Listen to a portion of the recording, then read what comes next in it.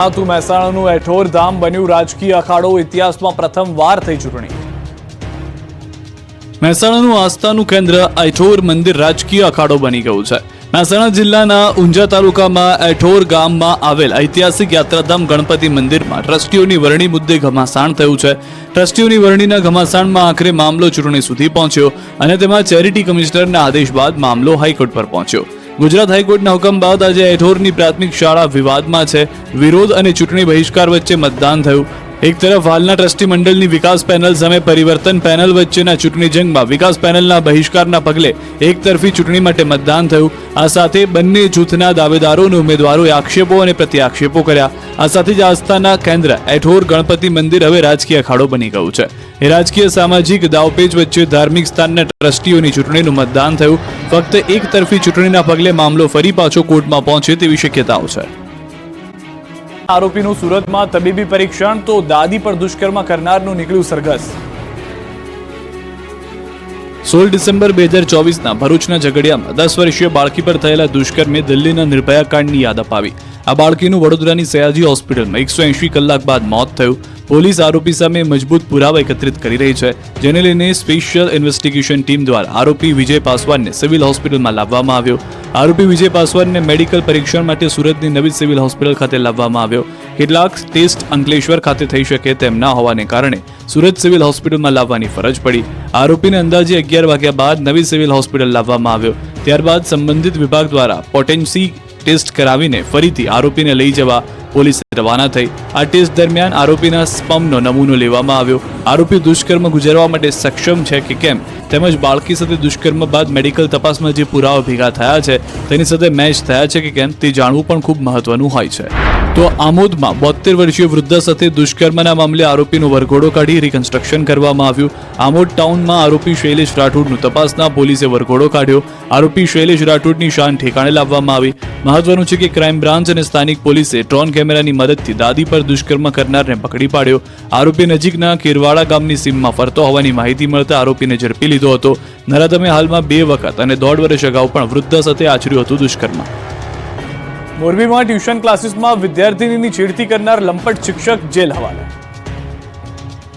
મોરબીમાં વિદ્યાર્થીઓની છેડતી કરનાર લંપટ શિક્ષકને પોલીસે જેલ હવાલે કર્યો છે. મોરબીમાં મહારાણા પ્રતાપ સર્કલ પાસે આવેલ ખાનગી ટ્યુશન ક્લાસીસમાં વિદ્યાર્થીની સાથે ત્યાંના સંચાલક દ્વારા ડપલા કરવામાં આવ્યા હતા, જેથી સગીરાની માતાએ Morbi B division police station ખાતે ફરિયાદ નોંધાવી હતી.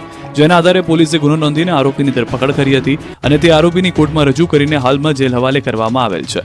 સામાખાંડા વિસ્તારમાં આવેલ ઓરિએન્ટલ ક્લાસીસમાં અને શાળામાં લંપટ શિક્ષક દ્વારા નાપાસ કરવાનો ડર બતાવી શારીરિક અડપલા કરતો હતો. જાતીય સતામણીનો ધોરણ 12માં અભ્યાસ કરતી વિદ્યાર્થીની ભોગ બની હતી.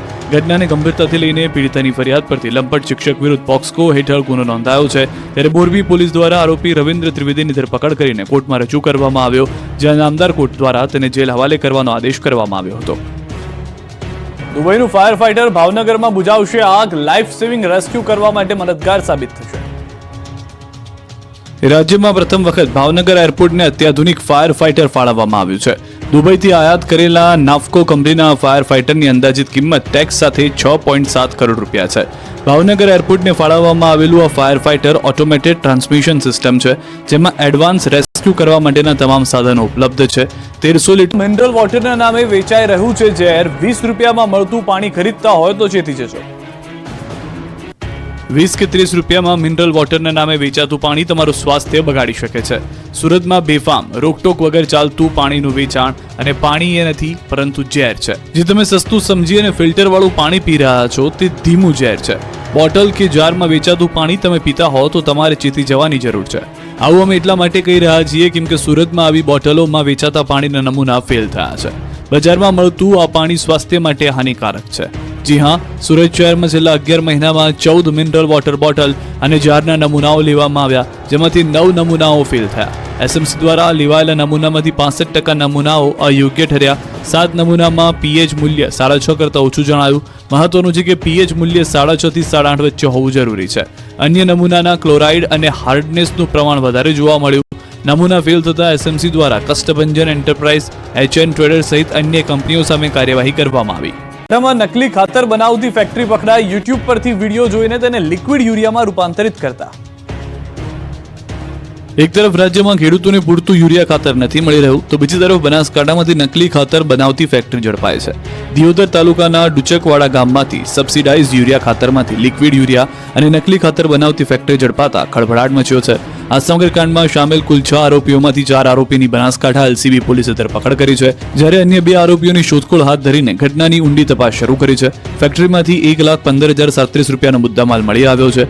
આરોપીઓ સરકાર માન્ય સબસિડી ધરાવતું યુરિયા ખાતર લાવીને યુટ્યુબ પરથી વિડીયો જોઈને તેને લિક્વિડ યુરિયામાં રૂપાંતરિત કરતા, ત્યારબાદ જાણીતી ખાતર કંપનીનું લેબલ લગાવી તેનું વેચાણ કરતા. આ ઉપરાંત પાલનપુર તાલુકાના કુંભલમેર ગામનો રામજી પટેલ નામનો શખ્સ સરકાર માન્ય સબસિડીવાળા યુરિયાનો પુરવઠો ઉપલબ્ધ બનાવી આપતો હોવાનું પણ તપાસમાં બહાર આવ્યું છે.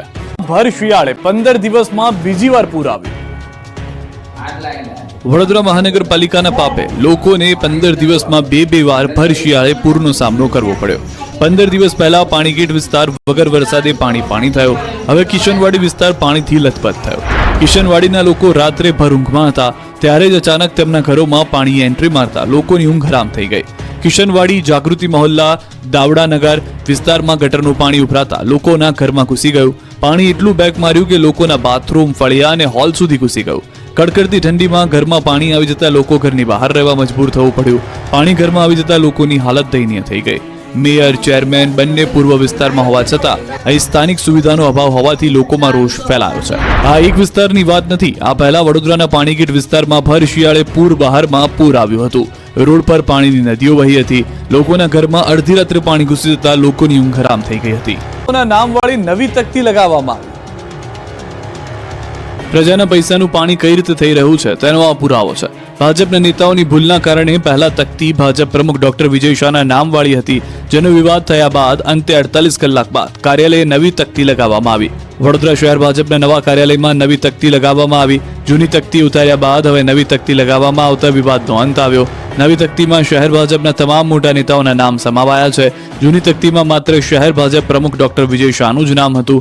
નવી તકતીમાં સંગઠન મંત્રી, સાંસદ, ધારાસભ્ય, મેયર સહિતના પાલિકાના હોદ્દેદારોના નામ લખાયા. અનાવરણ કરેલી તકતી 48 કલાકમાં ઉતર્યા બાદ હવે નવી તકતી લગાવવામાં આવી. આ મુદ્દે વિજય શાહે વિવાદ બાદથી જ મૌન સેવ્યું છે. મહત્વનું છે કે વડોદરા શહેર ભાજપના કાર્યાલયનું રવિવારે ઉદ્ઘાટન કરાયું. મસ્ત મજાની તકતી પણ લગાવી દેવાય, પરંતુ સોમવારે કંઈક આ રીતે નવું કાર્યાલય તકતી મુક્ત થઈ ગયું.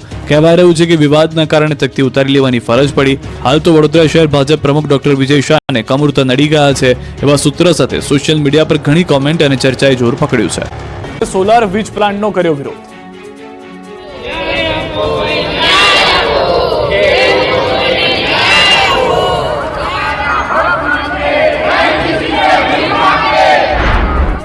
આ વિરોધ, હલ્લાબોલ અને નારેબાજીનું કારણ છે સોલર વીજ પ્લાન્ટ.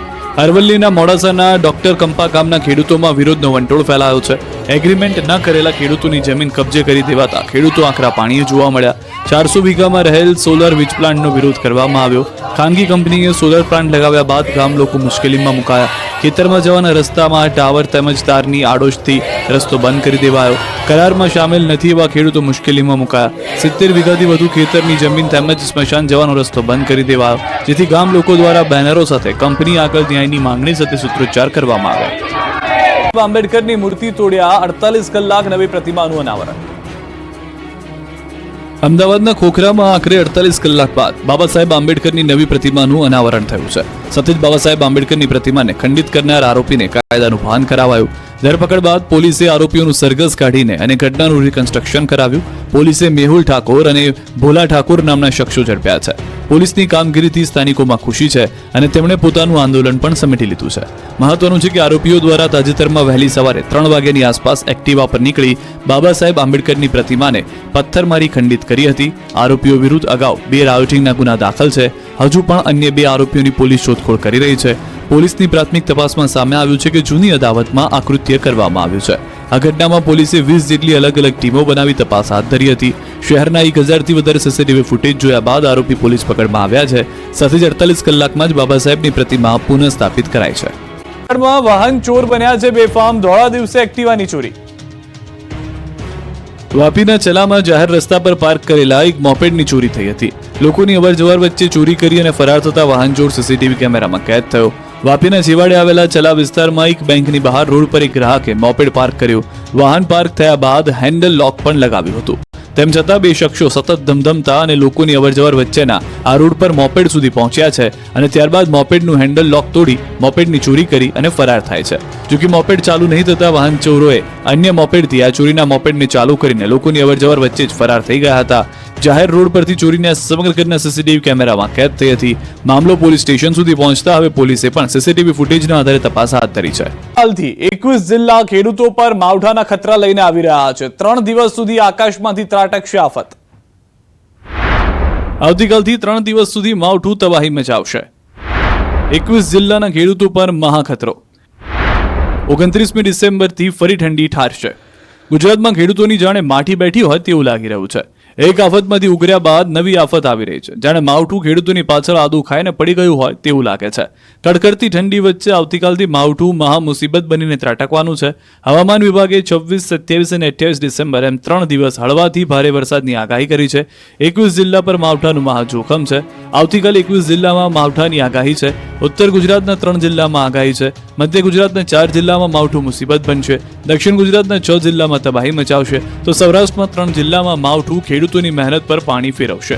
27 ડિસેમ્બરની વાત કરીએ તો 21 જિલ્લામાં માવઠું ત્રાટકશે. સૌરાષ્ટ્રના 5 જિલ્લામાં 27 ડિસેમ્બરે થશે માવઠું. 27 ડિસેમ્બરે મધ્ય ગુજરાતના 5 જિલ્લા પર જોખમ છે.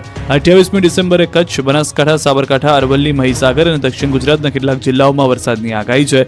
મજબૂત વેસ્ટર્ન ડિસ્ટર્બન્સને કારણે વાતાવરણમાં પલટો રહેશે.